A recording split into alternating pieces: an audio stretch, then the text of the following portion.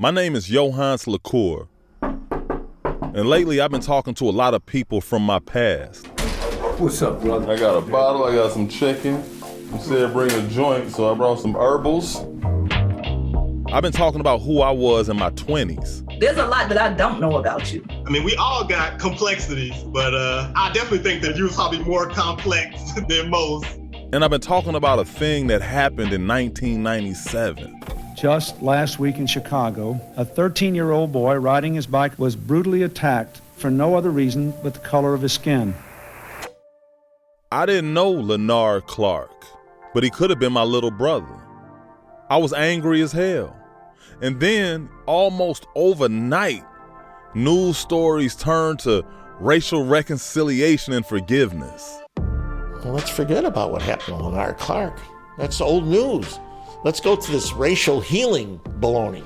Never in the history of criminal justice in Chicago have victims and the accused victimizers come together to repent and forgive each other. Never.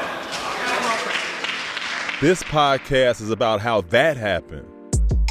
A witness linked to Lenard Clark murdered. Another one is missing. I guess what happened was the Chicago way. White folks know they can buy us by the pound. They know that. And this podcast is about how it changed my life. Memory is a motherfucker. Environment is a motherfucker, man. I spent most of the last decade locked up on federal drug charges. And from those TV rooms in prison, it seemed like every other week it's another black person dying at the hands of white folks.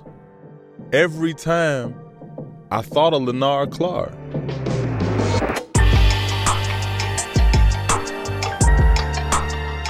You Didn't See Nothin, a podcast from the Invisible Institute and USG Audio.